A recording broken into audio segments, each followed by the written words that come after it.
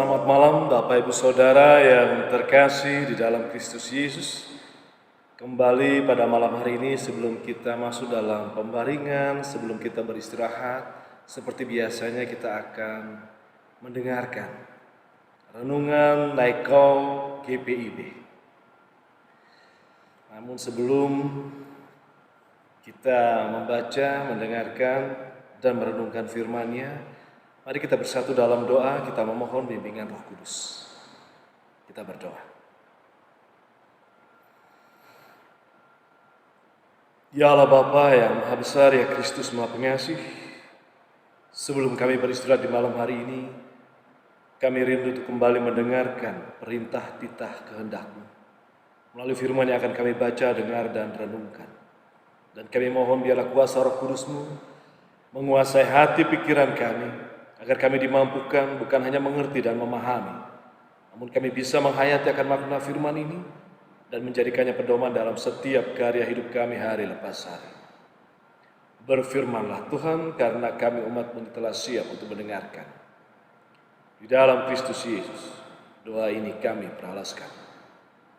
Amin. Bapak Ibu Saudara yang terkasih dalam Kristus Yesus, untuk renungan pada hari ini, pada hari Kamis tanggal 7 April, di renungan malam hari ini kita akan membaca dari kitab Obadja. Obadja pasal pertama, ayat pertama hingga ayat yang keempat, dan saya akan membacakannya. Di dalam Obadja pasal pertama, ayat pertama hingga ayat yang keempat tertulis demikian. Penglihatan Obadja.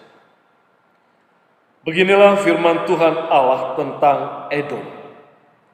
Suatu kabar telah kami dengar dari Tuhan. Seorang utusan telah disuruh ke tengah bangsa-bangsa. Bangunlah, marilah kita bangkit memeranginya. Sesungguhnya aku membuat engkau kecil di antara bangsa-bangsa. Engkau dihinakan sangat. Keangkuhan hatimu telah memperdayakan engkau. Ya, engkau yang tinggal di liang-liang batu, di tempat kediamanmu yang tinggi. Engkau yang berkata dalam hatimu, siapakah yang sanggup menurunkan aku ke bumi? Sekalipun engkau terbang tinggi seperti burung Raja Wali, bahkan sekalipun sarangmu ditempatkan di antara bintang-bintang, dari sana pun aku akan menurunkan engkau. Demikianlah firman Tuhan. Bapak Ibu Saudara yang terkasih dalam Kristus Yesus,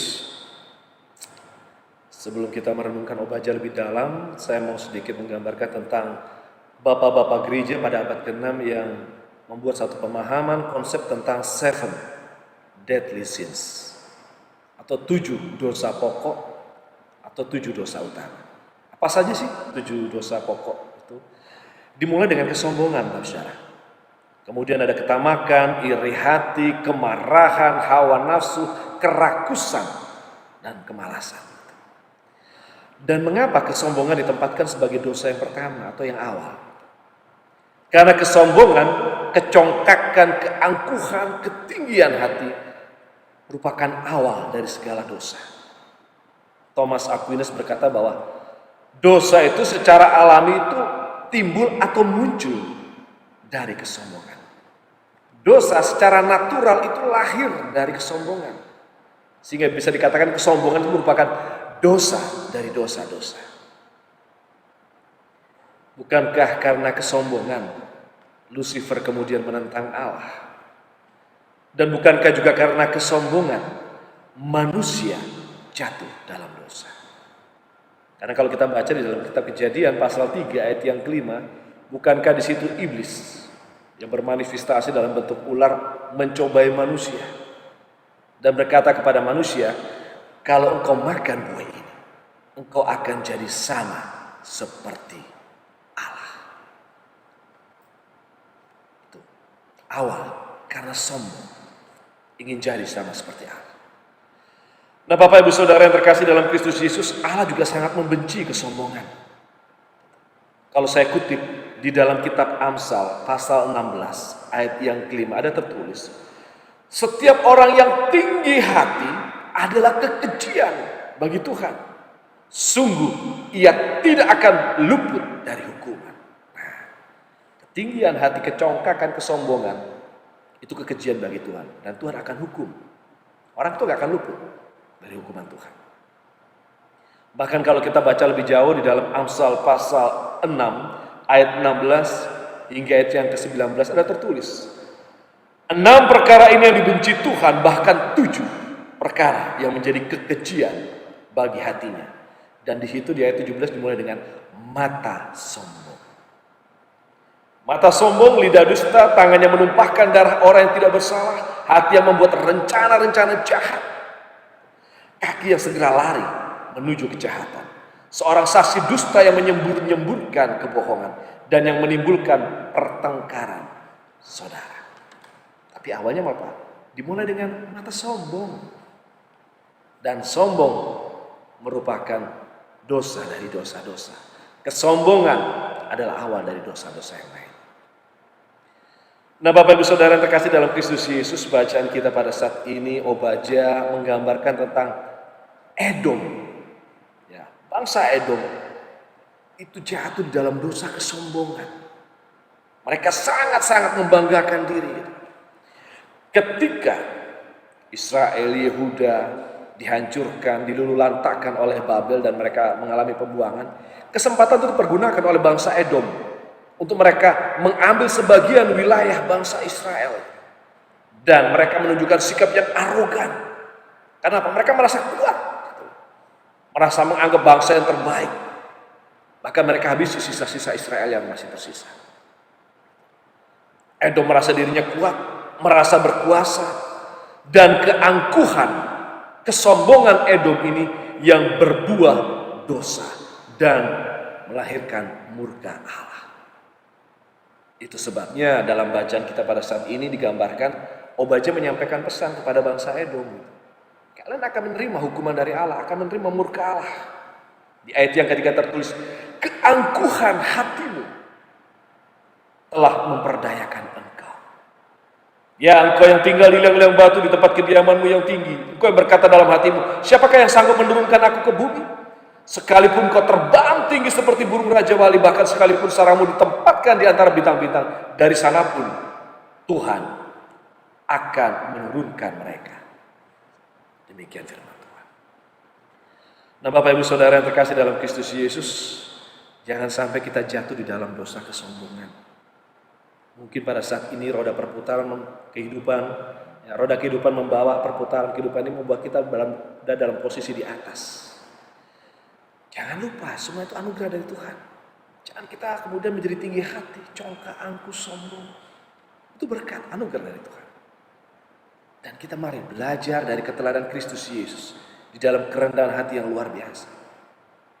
Di minggu-minggu Prapaskah kita kembali diingatkan bagaimana Kristus Yesus telah merendahkan dirinya sedemikian rupa.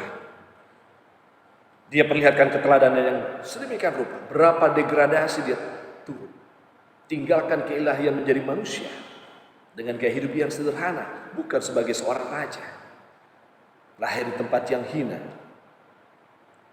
di atas palungan, dan kemudian sebagai seorang rabi dia menjalani penderitaan via dolorosa dan berakhir di Golgota.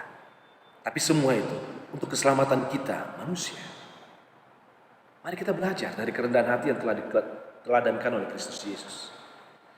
Karena Bapak Ibu Saudara yang terkasih dalam Kristus Yesus, orang yang rendah hati, dia tahu bahwa di dalam kehidupan ini ketika dia berkarya, itu dia sedang menghadirkan segala sesuatu bukan di dalam dirinya, melainkan hanya melalui dirinya. Segala sesuatu yang dia punya itu titipan, anugerah dari Tuhan. Dan orang yang rendah hati, dia tidak akan pernah hidup dalam kesombongan. Karena orang yang sombong, dia tidak akan pernah bisa berbuah bagi orang lain. Karena fokus hidupnya hanya pada dirinya sendiri. Sebaliknya orang yang rendah hati, dia akan mampu berarti bagi orang lain. Dan bukankah itu yang telah diteladankan oleh Kristus Yesus dengan kerendahan hati? Berarti bagi kita manusia berdosa ini. Biarlah renungan ini menjadi catatan untuk kita dalam kehidupan kita hari lepas hari.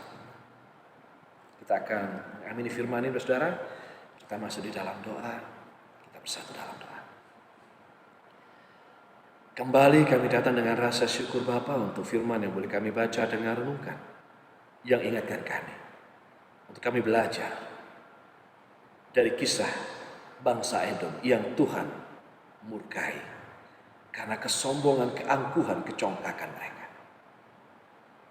Bapa, ampuni kami jika mungkin tanpa kami sadari dalam aktivitas kami hari lepas hari, mungkin di tempat kami bekerja, di tempat kami bersekolah, di tempat kami tinggal di dalam masyarakat, mungkin di dalam keluarga saudara kami, di dalam keluarga besar kami, atau mungkin di dalam persekutuan di jemaat kami.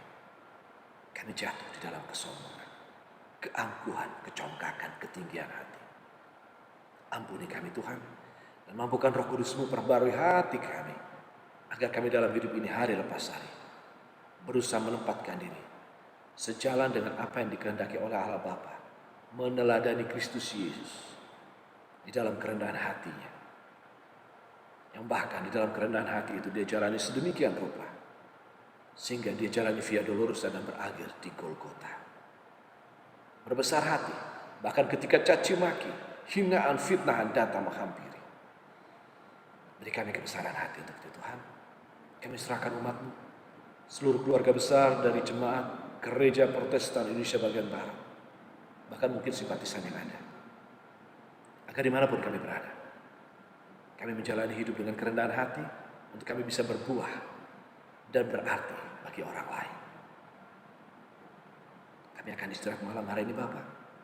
Jaga istirahat kami. Biar esok pagi kami boleh bangun dalam keadaan sehat, tidak kurang suatu apapun, dan kami akan siap untuk memberikan diri kami berkarya bagi Tuhan. Kami akan siap menjadi saluran berkat, perpanjangan tangan, dan alat damai sejahtera Tuhan. Dimanapun kami berada, dimanapun kami berkarya. Inilah doa kami Bapa, permohonan dan rasa syukur kami, yang kami mau serahkan beralaskan hanya di dalam nama Kristus Yesus, Tuhan dan Juru Selamat kami yang hidup. Amin. Selamat beristirahat, Bapak Ibu Saudara yang kekasih. Dan esok pagi ketika bangun, jangan lupa untuk memberikan waktu untuk saat teduh di dalam renungan Morning Call. Selamat beristirahat, Tuhan Yesus memberkati.